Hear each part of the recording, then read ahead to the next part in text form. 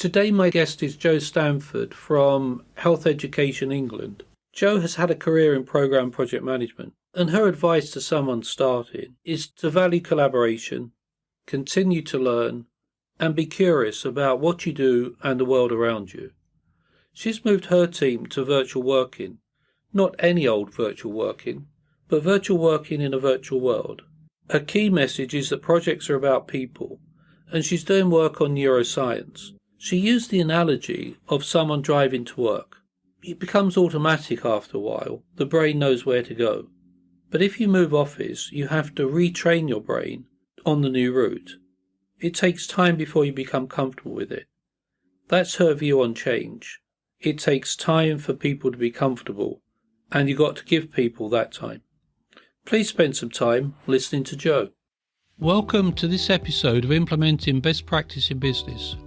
We're here to help you and your organisation understand and implement global best practice to help you face the business challenges of today.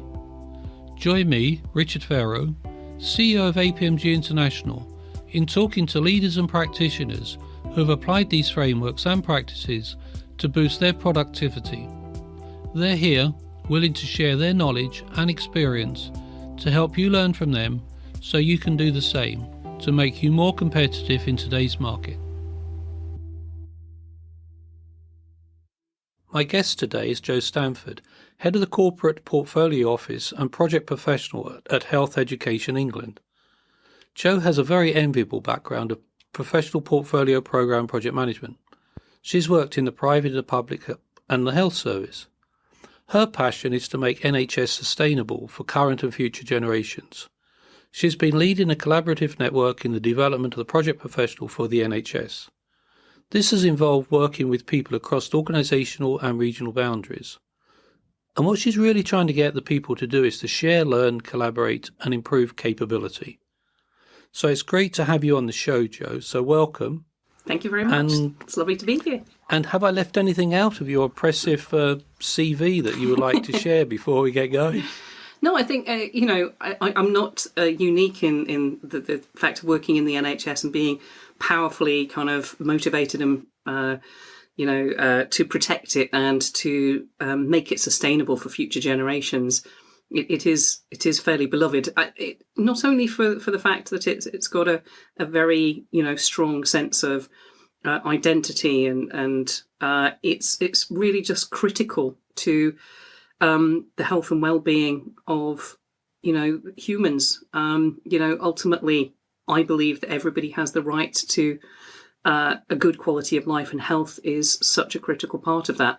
And if the project profession collectively within the health sector can improve, deliver, evolve, change, make the most of the technology and the improvements across the sector, then we've got a really important role to play. And the better equipped we are to do that, hopefully the more sustainable the NHS will be for those future generations.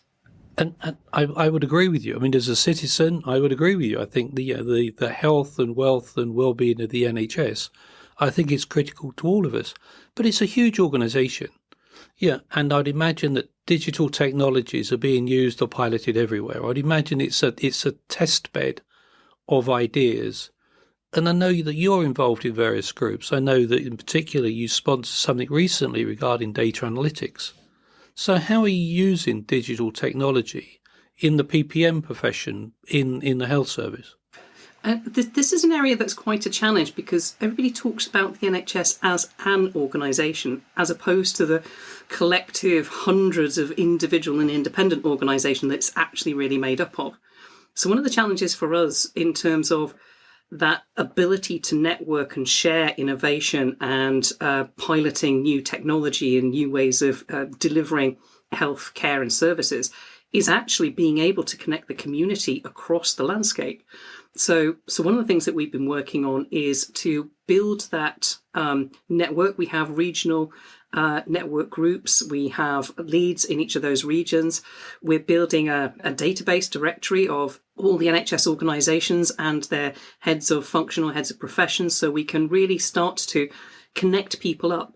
And that's been working really well. So where we have regional network meetings and people from those different organisations come together, talk about their challenges, talk about their successes, there's the real opportunity for people to share, collaborate, problem solve. An example of that was that one of our regional networks brought up the challenge around the setting up of integrated care systems. So these are cross health and social care organisations. So social care in the community, there's GP practices, there's the acute trusts, and it's that ability for patients to seamlessly move around and be connected up across the system. And that is a real technical challenge, and we've set up a network of people working in this space from across the country to come together and collaborate on problem solving that. But in terms of the data that then underpins it, one of the critical things about that is when I grew up, there was no data analytics. It was Excel. Well, it wasn't even Excel spreadsheet. I can remember that very, very well when I grew up. Pen and paper.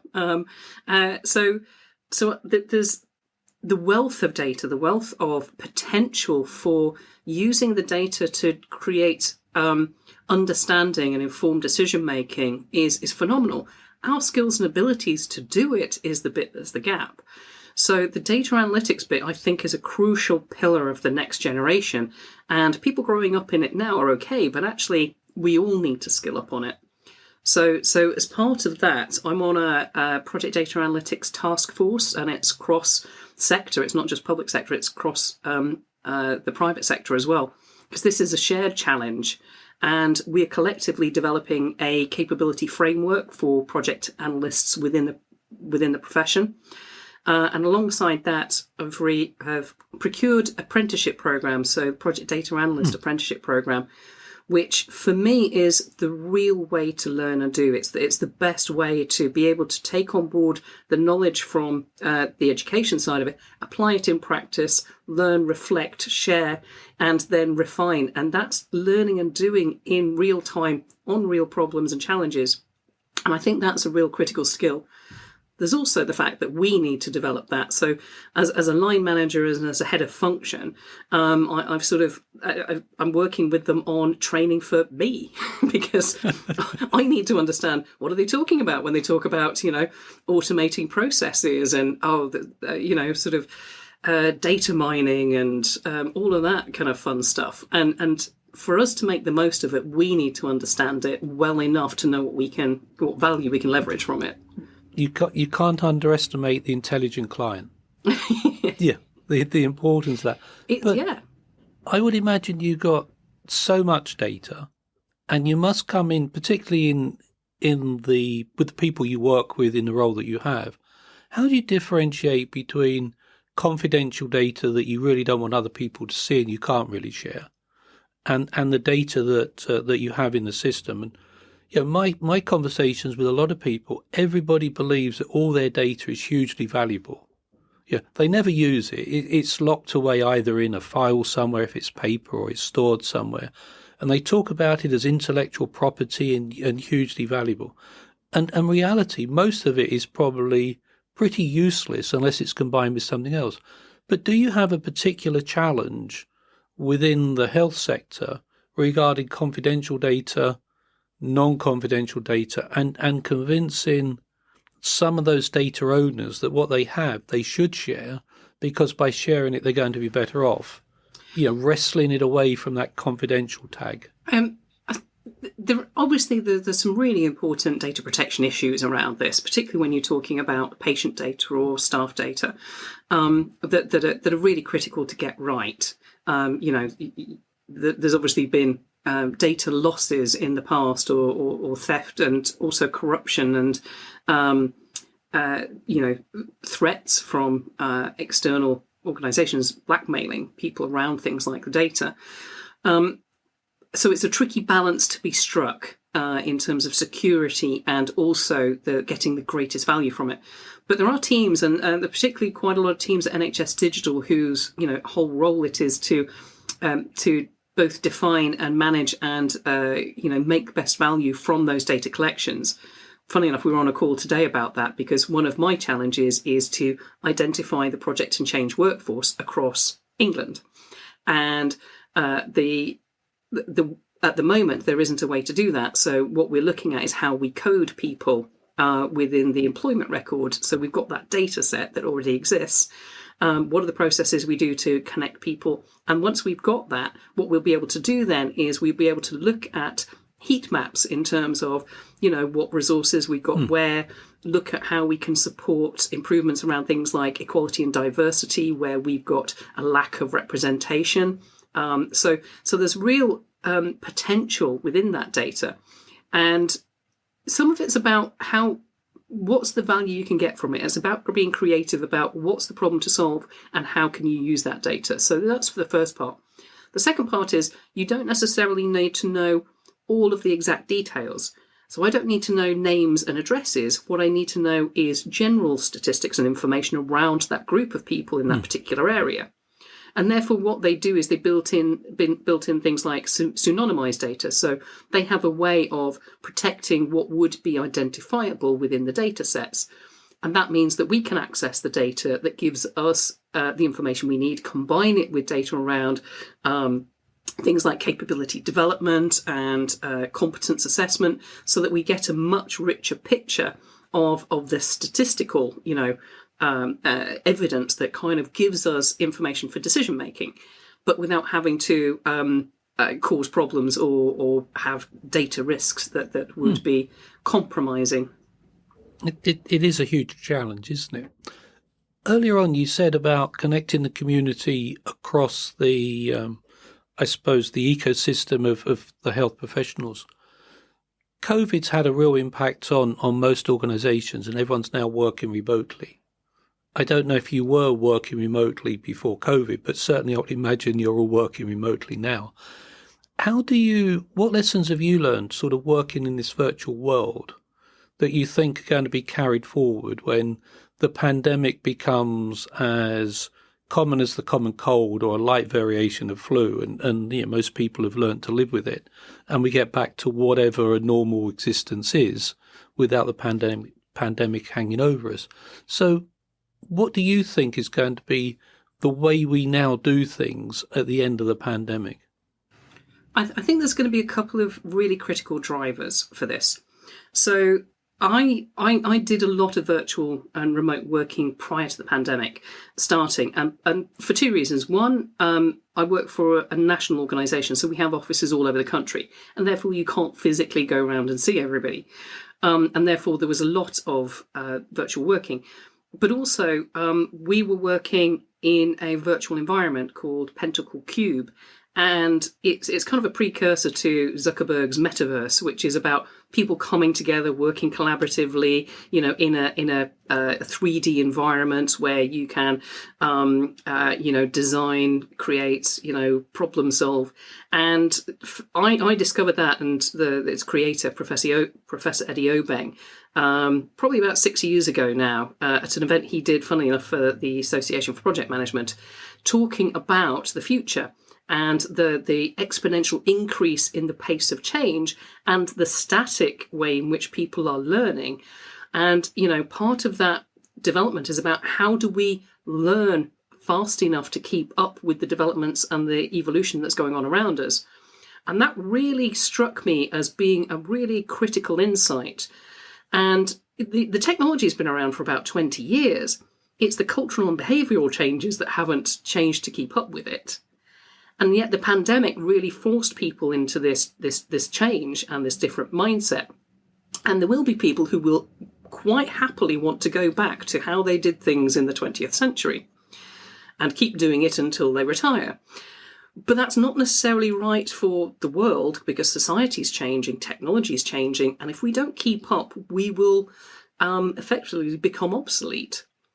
And so there's something about that in terms of, actually, if we are going to be able to keep operating effectively, if we're going to keep up with the changes, then that digital technology, that way of collaborating across the world, is going to be essential for us to remain adding value to the sector and to remain being critical to the system as a whole. I think the other driver is money. which it always is. And what was interesting was that, we had 36 offices across the country, just for my organisation alone. And everybody went to work from home. They took their laptops and screens, and the organisation kept operating entirely. And yet the millions of pounds spent on rent every year meant that, you could actually still operate without all of that in place. Now, it's not necessarily a preference for everybody, but then everybody having to commute and travel and, adding to the carbon footprint, and also, huge amounts of time wasted on travelling. There are different ways of doing things. And I think if I hope for anything for the future, it's an open mindset that looks at the future as a set of opportunities. And it might be that instead of working from home because that's not convenient or it's not set up or suitable, that you might go and work in your local village or nearest town sort of business centre, that might be just down the road, that has the setup and the infrastructure to allow you to do that, rather than what I was doing, which was a 3-hour round trip into the big city. So, it's about keeping open-minded, but also thinking about what are the future innovations that are coming across the horizon? Because if we aren't prepared for it, we're not going to be ready to deal with it, and that's going to make us vulnerable. That's fascinating. Many, many years ago, I worked for the London Docklands Development Corporation, and we turned up one Monday morning, and the offices had been shut by the police as they had discovered asbestos. And we were dispersed around Docklands to work in small offices. I actually ended up working on a boat. Wow. And we had no access to any of our records, which were paper in those days. Mm-hmm. And just by using the old-fashioned telephone and ringing people you knew, you'd say, yeah, we've been locked out of the office. Do we have any meetings this week? And if we do, could you send us the records? Yeah. And you're so right, that mindset that I must be in the office, I must have my filing cabinet, I must have all of these things around me, are actually discarded. And I think, everybody has found that in the pandemic when everybody worked from home and now collaborate online. In relation to that, one of the things that delivery has actually speeded up significantly since people went to work from home. Because we're not travelling, and because we're not spending hours, say, going to London to be in a half-day workshop that's going to take sort of 8 hours for you to get there and back again, people are more accessible.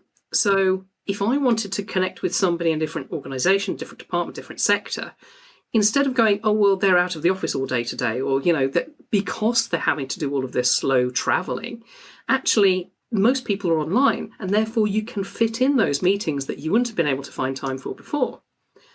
So all of that, dead space, dead time has effectively been eradicated.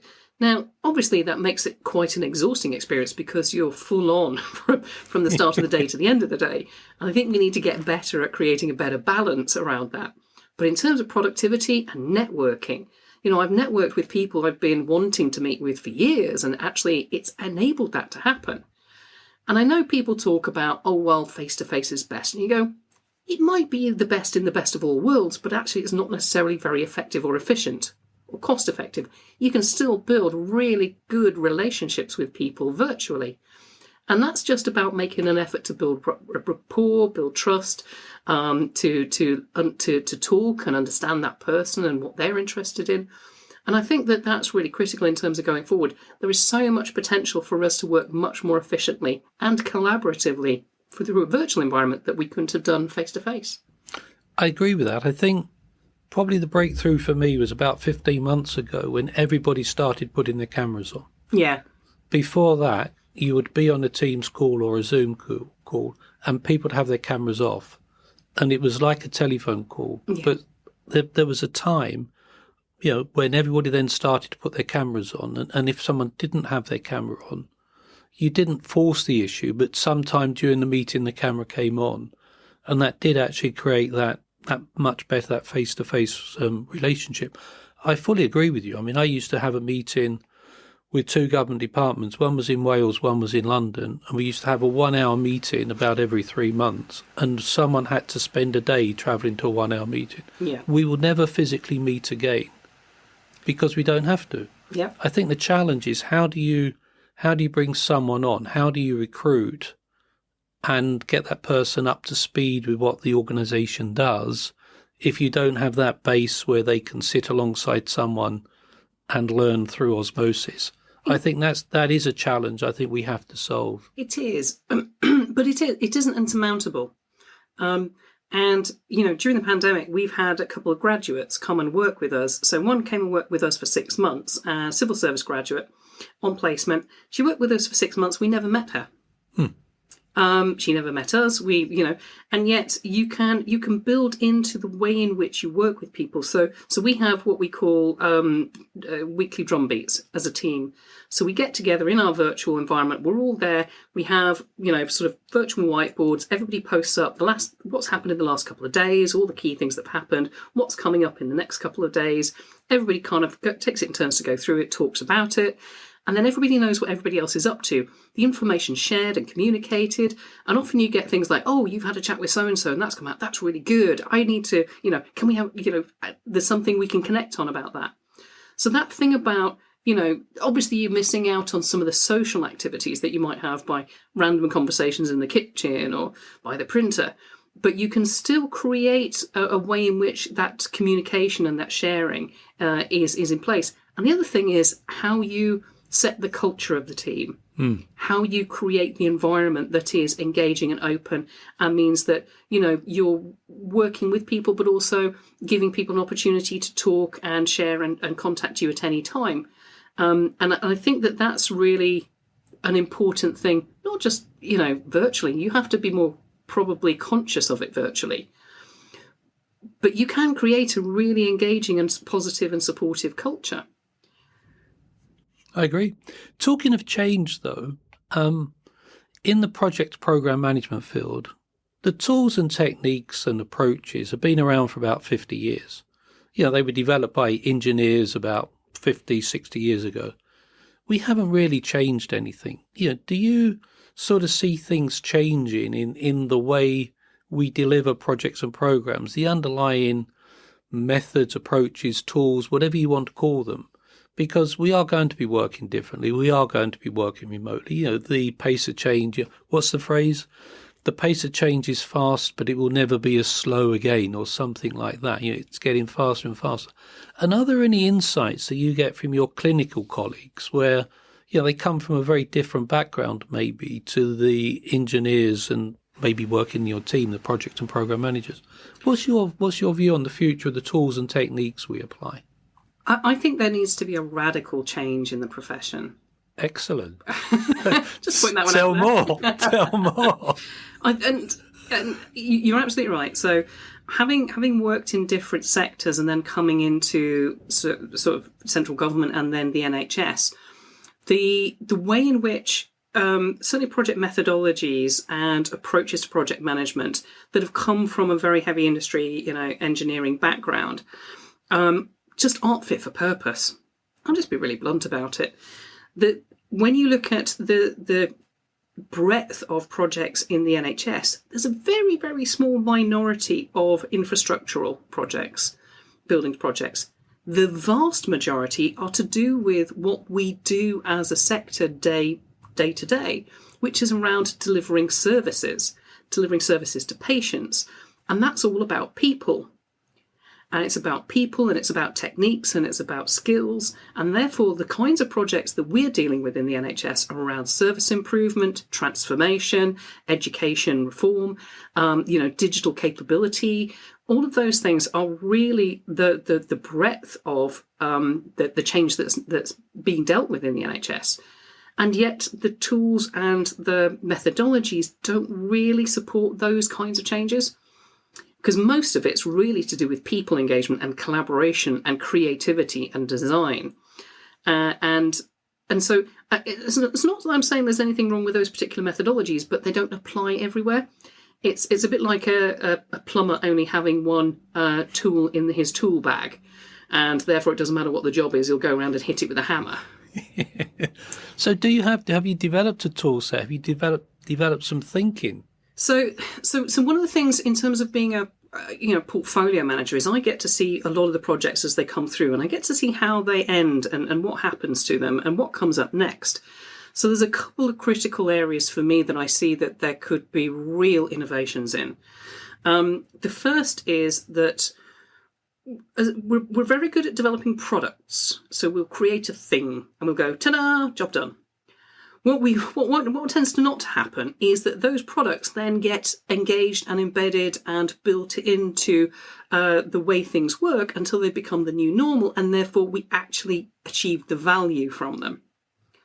Most of the value is lost because people have failed to engage with getting people on board at the start, making sure that they take them on the journey with them, and making sure that they're fully embedding it in the system at the end of it. And therefore you achieved the value and the benefits that you expected.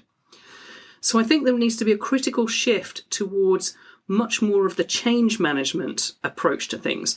And that's more about people, about how you take the people on board with you. Tim Creasy, who's the Chief Innovation Officer for ProSci, he did a session at the event we ran a couple of weeks ago. And he talked really strongly about how critical it was that the number of your end users are effectively creating the majority of your value. And they're creating it because they're using it, they're doing it, they're delivering that service or that function. And if you fail to take them with you, it's a bit like a piece of Swiss cheese. If you lose them along the way, you get more and more holes, and therefore at the end you've got very little value and you're not impacted in the way that you intended to. Now, I see this all the time, and there are change management frameworks as well, but even following those processes, there's still something missing. And I did a course on neuroscience for coaching, because I wanted to understand what's the barrier, what's the thing that's stopping people from engaging, and what's stopping getting people on, taking them on the journey. And that was really revolutionary for me, because it's about understanding what's going on in the human mind when they're presented with change. What's going on in the brain chemistry. And for me, being able to understand that and understand what's happening when people are, that fight or flight reaction, activating the bit of the brain that suddenly gets very emotional and all the logic goes out of the window and people are suddenly scared and angry and frustrated, or they're then resistant because they're effectively in denial. And some of the understanding of that was really critical insight for me. And the other part of it is when you go through and you're delivering your change, if you think about how you get to work, if you drive to work, if you do it regularly, day in, day out, back and forth, your brain get on autopilot. It will take you there. Sometimes you'll get there and go, oh, I didn't really think about that on the way, but you got there safely enough. You've built a neural pathway in your brain that is really strong, and therefore your brain can go down that path without any effort or energy from you. When you try and get somebody to do something different and change the way they behave, so suddenly you move to a new office, unless you are concentrating, you'll find yourself going to the old one, because that neural pathway in your brain is stronger. And it's the same with changing processes, ways of working, behaviours. You have to put repeated effort in order to build a stronger neural pathway than the previous one you had. And that's where I think there's critical issues with embedding change, because a lot of us experience this, that you go, oh, well, we told them how to do it. We showed them a video, we gave them some instructions, off you go. And yet they twang back to their old ways of working. It's because the new ways of working require a lot of energy. It requires a lot of effort. And therefore they go, oh, it's much easier when we did it this way. Because their brain already has that. It absorbs less energy. And we've already got too much on as it is. And therefore it's easier. So those are some of the critical things. And in terms of the way in which we approach this, I brought together my kind of change management trainer, so Dr. Tammy Watchhorn, who's a facilitator, trainer, innovator, and change agent. So brought her together with the neuroscientist, and said, can you design a course for us on applying the understanding of neuroscience for change management, so that people who are affecting change, delivering projects, can understand what's going on and how they can engage with people at the start, how they can de-fear it, how they can create positive brain chemistry so that they're open to change and engaging. And then how do we build that bit at the end, which is about embedding new ways of working and creating those new neural pathways so we create the value at the end of it. And this has been a really successful course. And now that we're going through a merger as between 4 organisations, some of this stuff is going to be really critical in terms of how we take our staff with us in a healthy and healthy mindset way. Jo, just before we finish, looking back over your career, what 3 pieces of advice would you give to someone starting out that you wish you had known when you started out? That was a long time ago. I think as a starting point, you have to be curious and open and have a thirst for learning, because nothing stays static, nothing stays the same. And it's really important to keep up with not just your professional development and CPD in terms of learning about your profession. It's really important to keep up with what's changing in society and technology around you at the same time. I see a lot of people who are very senior in the profession and very good at the professional bit, but haven't necessarily kept up with changes in society and technology. And it's for us to keep learning as we go. We need to never stop learning, because it's always going on around us, and therefore that's really important. I think the second piece of advice is to have a good mentor. So somebody who is your inspiration, your idol, somebody who's, really challenges you to do the best and to be the best you can be. And this isn't necessarily about being, high up the tree or, successful. This is about making the most of who you are and tapping into your potential. Inspiring you to do the things that you're really passionate about and really want to make a difference in. And I think the third thing is to build a really good, strong, collaborative network and team, because those are the people that keep you sane, that keep you motivated, that, you share cake with, or drinks, and that form your tribe, that form your crew. And those are the people that will make that journey a pleasure. Excellent. Jo, fascinating talking to you. We could have probably carried on for hours, but I think my time is up. So thank you very much for joining us. Thank you. It's been a delight. Thank you very much.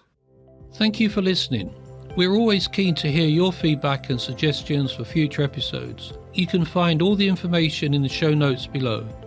Please visit apmg-international.com to find out more about our accredited training and the certifications that support them that are related to the topics discussed in this series. I hope you've enjoyed today, and I look forward to you joining future episodes while we continue our exploration into best practice and the benefits it brings to global business. Thank you.